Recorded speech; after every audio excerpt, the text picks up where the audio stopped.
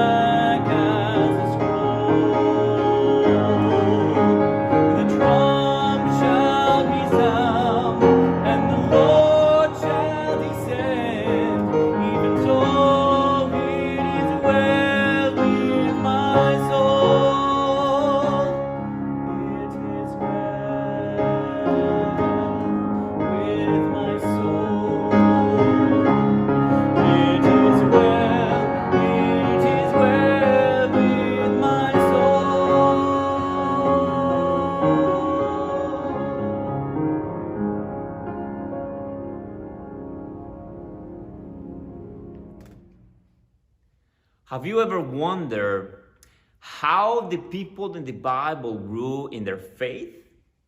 Well, in today's sermon, we are going to discover what the characters of the Bible did to grow in their spiritual journey. And as an extra bonus, we will also see what the first Methodists did to grow in their spiritual journey also. So first Samuel chapter 2 verse 26 says, "Now the boy Samuel continued to grow both in stature and in favor with the Lord and with the people." So here we have Samuel. And according to this passage, Samuel was a child who grew in favor with the Lord. In other words, he grew as a godly man.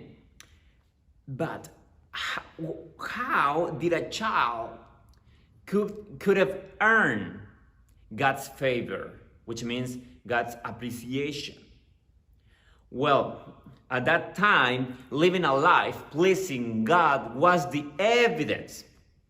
Living a life pleasing God was the evidence that someone was growing in his faith, as it is still today, right?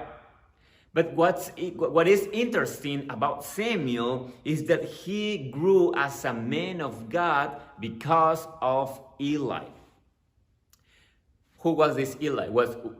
Eli was the priest of the temple. Do you remember the story of Hannah, his mother? So Hannah was unable to have children, and then she prayed, and then Samuel was born. And by the time Samuel was born, Hannah consecrated Samuel to the Lord, to serve the Lord. So this is why Samuel was very close to this priest Eli. And actually, Eli was the one who taught Samuel about faith, God, and all these things.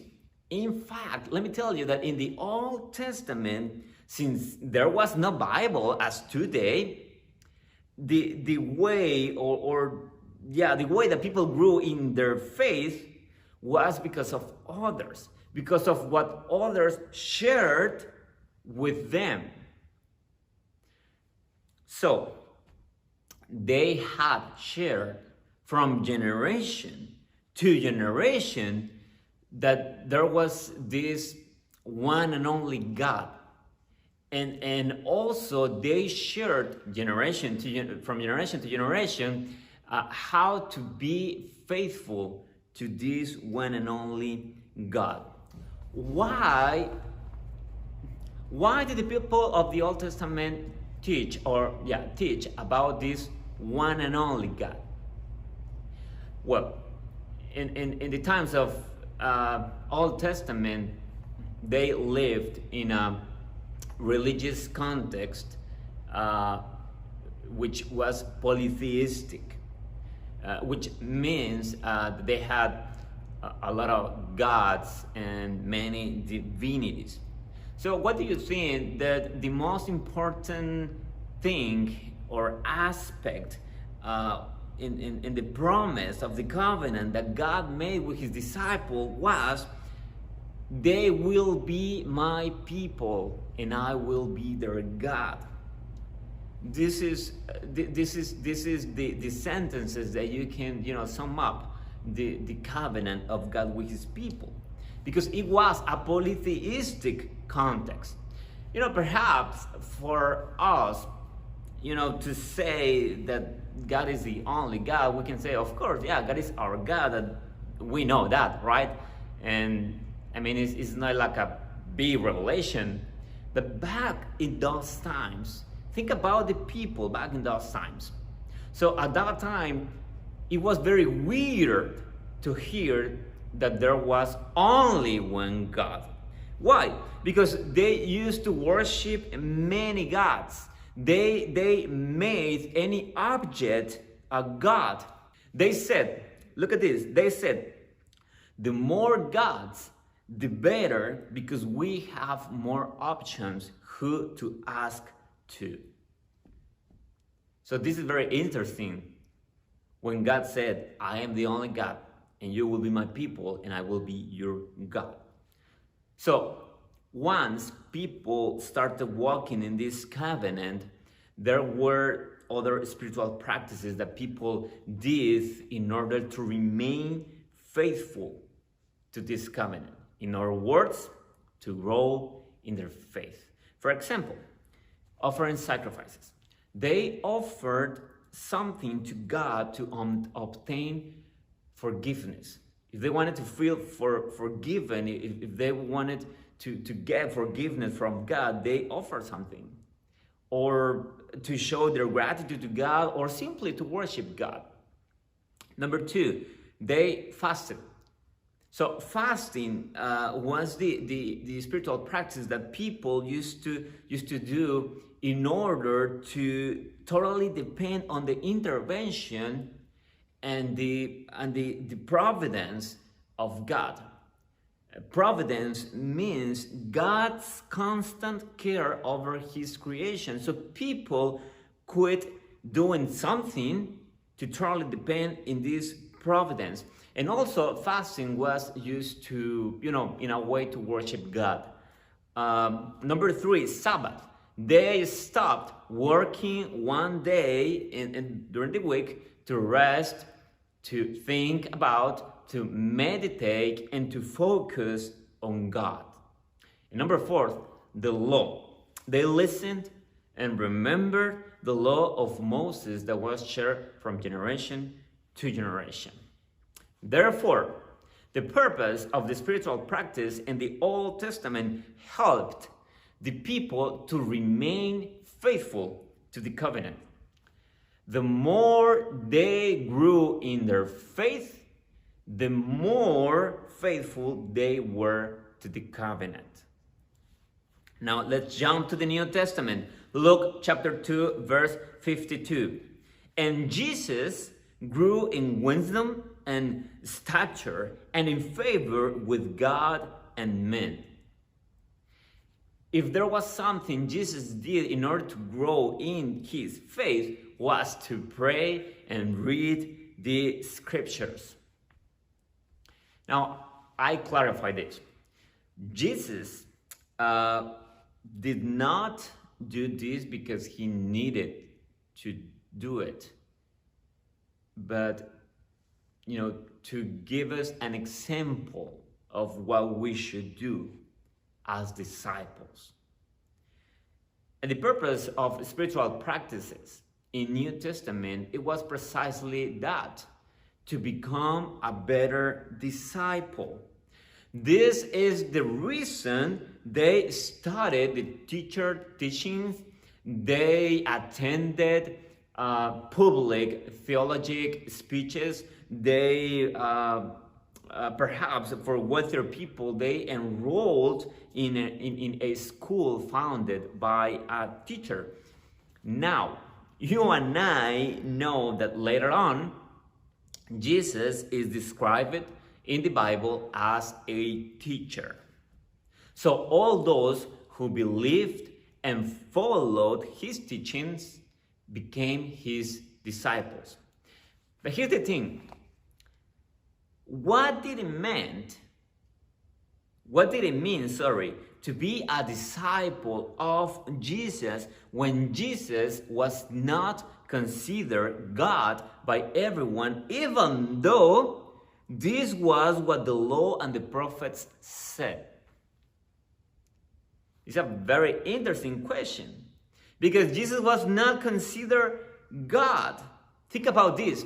People wanted to grow in their faith, but at the same time, to have faith, it meant to believe that a Messiah will come, Jesus. So Jesus had to be the center, had to be the reason of their faith. But at that time, people did not see Jesus as God, as the Messiah. For them, pretty much for the Pharisees, was just simply a man. So how could people grow in their faith when they could not believe that Jesus was the Messiah, the Son of God, the center and the reason of the faith? This is why in the New Testament, the people in the New Testament needed to know Jesus. This is why the people of the New Testament, as the disciples of Jesus, needed to grow in their knowledge of Jesus Christ. As Paul says over and over and over again in his letters. And this is why we find this truth that we need to continue know and grow in our knowledge of Jesus Christ. But it is also in the New Testament where we see that the disciple practiced the Holy Communion, for instance, baptism, fellowship, private and collective prayer. So, the purpose of the spiritual practices in the New Testament was to help people to live as a disciple. The more they grew in their faith, the more they grew as disciples and in the knowledge of Jesus. On the other hand, back in the 18th century in England, grow in the faith meant to grow in a practical faith. The conditions where John Wesley lived, one of the founders of the Methodist Church, were unfortunate. There was a lack of mercy towards the needy. There was a lack of piety and character. Thus, although they had faith, they needed to grow in their practical faith. Precisely what James says in chapter 2, verse 17. I'm going to read it for you. So also faith by itself, if it does not have works, is dead. Strong words. But someone will say, you have faith and I have works. Show me your faith apart from your works, and I will show you my faith by my works. That is why John Wesley, along with his brother and other colleagues of the university, started this small group in which they prayed together. They read, studied, and meditate the Bible. They have conversations that will help them grow in their spiritual journey, in this practical faith. They shared the Holy Communion together. They taught children who didn't have access to education. They visited the elderly and cared for the poor and the needy. In other words, they put their faith into practice. They put their faith into action. They reflected what James says. And they did it in two ways: practicing piety and works of piety, which is personal spiritual disciplines, and number two, practicing deeds of mercy. So the purpose of the spiritual practices in the early Methodism was to help people grow in their practical faith. The more they grew in their faith, the more they had to demonstrate it with acts of piety and mercy. Now, today, when we talk about growing in our faith, we talk about progressing in our spiritual maturity, in our knowledge of God, in what we believe. To grow in faith, it is necessary to know more about Christ. Colossians chapter 1, verse 9 says, "For this reason also, since the day we heard this, we haven't stopped praying for you. We are asking that you may be filled with the knowledge of His will in all wisdom and spiritual understanding, so that you may walk worthy of the Lord, fully pleasing to Him, bearing fruit in every good work and growing in the knowledge of God. In other parts of the letters of Paul, Paul says knowledge of Jesus Christ. So, according to this passage, the more we grow in our faith, the more we know God. Think about this. This is the good news. God wants us to know Him more. So this is why He will reveal Himself more and more and more as we continue growing. So it doesn't matter, where we are in our spiritual journey, because wherever we are right now, we can continue to know more about God. We can continue to know more Christ as we grow in our faith. I finish with this. God has taught us spiritual practices that help us to grow in our faith. And this is why. Simply because if we stop growing, our relationship with God is the first thing that will be affected.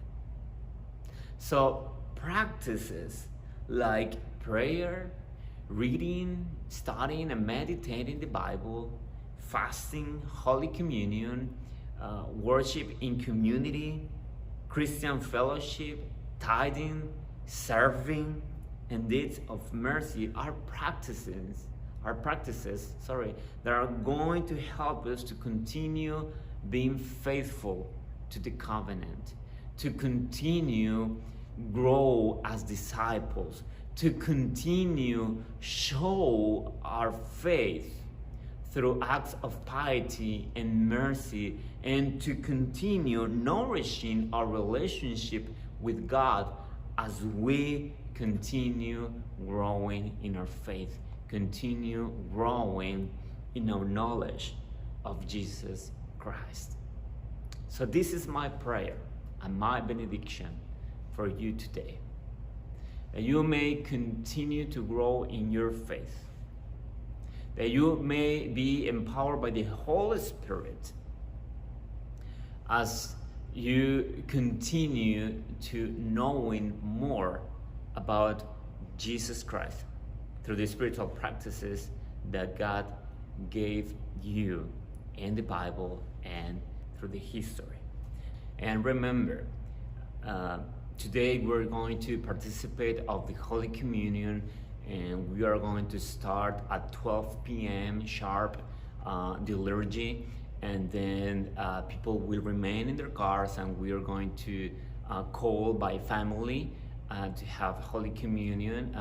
We are doing it in a very safe way. We have sealed cups, sealed piece of bread, so everything is doing with cautions and with the safety guidelines to be to be accountable to what is happening. So again, today at 12 p.m. we're going to start, and I hope I will see you today at noon. God bless you, and see you next time. Church is wherever you are. Thank you for being part of our church online. We want to remind you that our midweek prayer time will be next Wednesday at 7 p.m. via Zoom. Even when we are not having in-person meetings, your giving matters. So we invite you to give online. Here's how you can do it. Go to our website, agapememorialumc.org. On the menu bar at the top, you will see the Give button. Click here. In this page, click on the Make a Donation button. In the first section, you will need to choose your fund. You will be able to choose if you want to donate to our COVID-19 Relief Fund, or if you want to give your regular offering or tithe, click General Church. Then, Contributions, and the amount you would like to give.